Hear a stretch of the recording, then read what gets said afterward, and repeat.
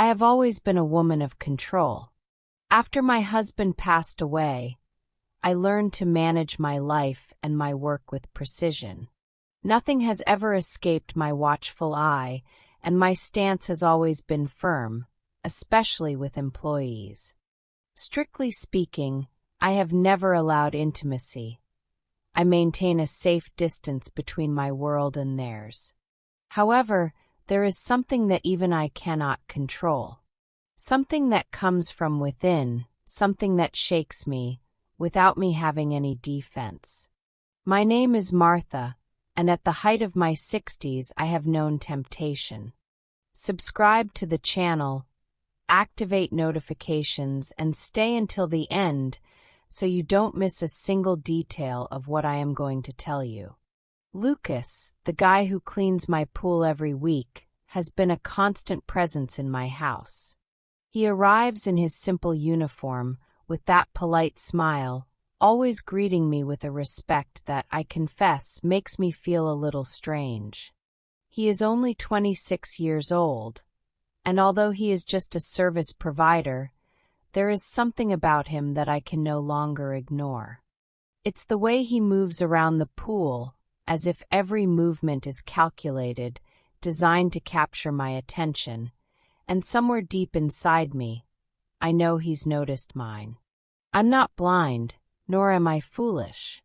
Each week, as he works, I find myself observing him more than I should. His strong arms, his relaxed manner, the sparkle in his eyes whenever he looks at me. All of this bothers me, because deep down, I know I'm being pulled into something I can't control. I, who have always maintained the facade of an unshakable woman, masterfully hide what I feel. But what I see in Lucas's eyes makes me question what I really know about myself. He, in turn, seems to know exactly what he's doing. Each week, he takes more care in his work, as if he knows that every detail, every gesture, can be a silent invitation. I see him take extra care in cleaning the pool, perhaps with the intention of being noticed, of impressing me. And without him knowing, he's succeeding.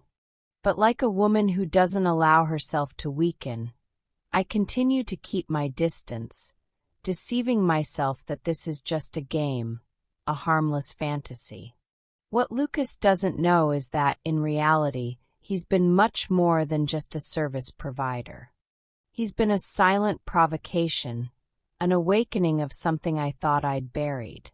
And as much as I try to keep up the facade, a part of me already knows that this line I cross every week, between what's allowed and what's forbidden, is getting thinner and thinner. Last week, he took longer than usual. The pool was spotless, the sun shining brightly on the crystal-clear water, but Lucas was there, taking his time to finish unhurriedly.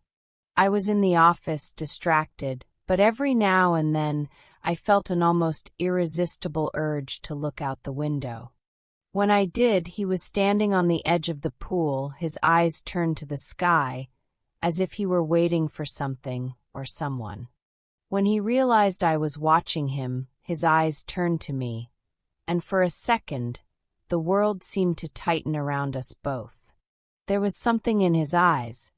It wasn't just the look of a service provider, of a young man doing his job. No, it was a look full of meaning, a silent communication, as if he were telling me without words that he knew what was going on. I froze for a moment, my throat dry, my body tense, as if the simple exchange of glances was enough to crumble everything I had built up until that point. And then he smiled. A light smile, almost imperceptible, but full of something I could no longer ignore. That night I couldn't sleep well. The image of that smile stayed in my mind, repeating itself like a scene that would never fade. And deep down, I knew something was about to happen, something I could no longer control. When the following week came, he showed up as always. The routine I had tried to maintain unshakably was breaking down before me, and each moment felt heavy, loaded with something I didn't want but also couldn't avoid. I watched him again, this time without hiding it, and he noticed. His eyes, when they met mine, were even more direct, as if he knew there was no hiding it anymore. I could feel the tension in the air, and when he reached over to adjust the pool cover, our bodies were closer than usual. I could feel the heat emanating from him, the subtle scent of his cologne mixed with the chlorine. And for a moment, I could almost touch him. Only I didn't. But he did. When he stepped away to check the pump, his hand brushed my skin, so subtly, so briefly, that I almost thought I had imagined it. But it wasn't an imagination. The heat of that touch ran through me like an electric wave, and I knew he felt it too. That moment was enough to change everything. My body, which had been rigid before, no longer knew what to do with the sensation that was now taking over me. It was as if an invisible limit had finally been broken, something that I knew that, once crossed, there would be no going back. He didn't say anything. He just kept working, and I stood there, watching him. But inside me, something was already different. Something that was ready to go beyond the facade I had built to protect myself. I was torn between the strong, rigid, and controlled woman I had always been, and the woman who, at that moment, was beginning to allow herself to see what the young and charming boy was offering without saying a word. Lucas stood up and approached, his hand still slightly stained with chlorine, but without rushing. He stopped a few steps before reaching me, as if he were measuring the space between us. "The pool is great, Mrs. Martha," he said, his voice soft and calm, a shy smile on his face. I nodded, trying to keep my composure. But there was something in his tone, something deeper, that made me feel the tension in the air.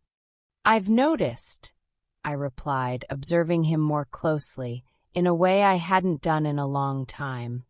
"You've been trying really hard, Lucas. You're always doing a good job." He looked down for a moment, as if a little disconcerted, and then looked at me again, his eyes shining with an intensity one hadn't expected. "I like to do things right. And I like to see that you notice," he said, his voice almost a whisper, as if those words were spoken more to himself than to me. I bit my lower lip, which was what I was starting to say, but somewhere deep inside, there was a voice telling me to stop, to keep control. Still, I couldn't help the urge to respond. "You have always been very professional." My voice was lower now, and the tension between us was palpable. "I don't know if that's all." Lucas took a step forward, a little closer. His eyes never left mine, and the distance between us seemed to be decreasing with each passing second. "I don't do this just to be professional," he said, almost confidentially, with a smile that was more of a silent invitation than a simple expression of sympathy. "I do it because I like seeing you." I felt my heart race. He didn't say anything else, but it wasn't necessary. Those words, and the way he said them, said it all. Silence fell between us, and for a brief moment, there was no more room for disguises. He knew. I knew. And more importantly, we both knew that we could no longer ignore what was growing there, between the two of us. The sun was setting, dyeing the sky a soft gold that seemed to accentuate the tension in the air. The pool was immaculate, and the surroundings were quiet, almost silent, as if the world had slowed down to watch what was happening between us. I watched him from afar, but not with the same detachment as before. Something had changed. Something between the two of us was becoming stronger, more visible. Lucas was still there, next to the pool, with a serious and professional expression, but his eyes didn't lie. They were on me, as if he knew that I could no longer look at him without feeling an overwhelming attraction. And he knew exactly what to do with it. The gentle wind ruffled his hair, and I found myself thinking, without being able to help it, how much more handsome he was, even more present. That expression of a young worker that had always been there now seemed to give way to something else, something deeper, something that we both felt but had not yet been expressed in words. I stood there on the porch with my heart racing.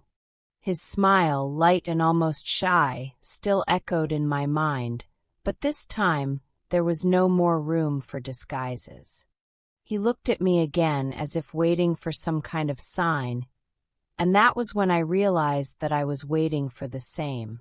We were on the verge of something that we could no longer ignore. He approached slowly with firm but cautious steps, as if, at that moment, the trust between us was something precious, something that could not be broken. When he stopped in front of me, the distance between us seemed to be the only thing separating us from the inevitable. "Mrs. Martha." He began to speak, but his voice became soft, shaky, as if he was also feeling the same anxiety. I didn't say anything. Instead, I just looked at him, and he understood. It was as if our souls had somehow touched at that moment. Without another word, he took the last step, and when his lips approached mine, I closed my eyes, allowing myself to be. There was no hesitation. It was a pure, passionate kiss, as if the world around me had disappeared. He touched me with the softness of someone who was discovering an unknown land, and at the same time, I surrendered myself to that touch, to that kiss, with an intensity that seemed to have been stored for my entire life. The touch of his lips was warm, like a silent promise, and I felt my heart race. His hand gently reached the back of my neck, pulling me closer, and the tension that had always been there beneath the surface exploded in a furor of emotions and sensations. I allowed myself. We allowed each other. His breath mingled with mine, slow, deep, and with each passing second, the kiss grew more urgent, more intense. He kissed me as if he'd known me for years, as if every movement had been rehearsed and yet was completely spontaneous. It was a connection I hadn't known I wanted, but now it was enveloping me in a way I didn't want to break. When we finally pulled away, panting, his eyes were fixed on mine, and there was something new there, a vulnerability, a sense that we both knew there was no going back. What had started as a simple touch, a silent attraction, had now become something much deeper. He began, but the words seemed unnecessary. What we both felt at that moment was clearer than any sentence that could be said. I smiled, perhaps more to myself than to him, and simply watched him. There was no need to say anything anymore. We both knew that this had changed everything, and what would happen next was beyond any control or expectation. The desire, which had started timidly, was now intense, burning inside us, and whatever happened next in that moment no longer mattered. I was there with him, and that somehow seemed to be the only thing I needed to understand. Thank you for listening to me. Comment below if you liked it. Subscribe to the channel and turn on notifications to receive the continuation.